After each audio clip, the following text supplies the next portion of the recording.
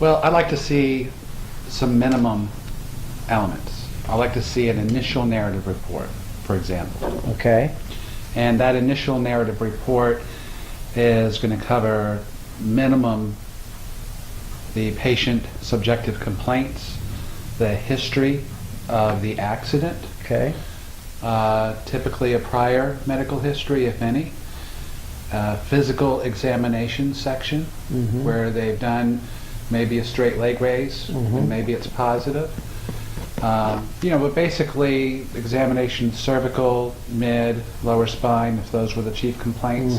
I want to see physical examination section in that narrative report, and I want to see examination of those parts of the body, and I want to see maybe tenderness, muscle spasm, restricted range of motion, positive straight leg raise, those sort of things. So you want you want it in a narrative format. You don't appreciate it then when they just send you their copy of their exam findings. Does that sound right? Correct. I prefer, and I think I speak for most injury attorneys, we'd like to see an initial narrative report. Narrative, okay. And that's also, of course, going to include the diagnoses, what their initial impressions are of what the patient is suffering from, and of course a plan section, such as recommending PT 3 times a week for so many months ahead and revisit.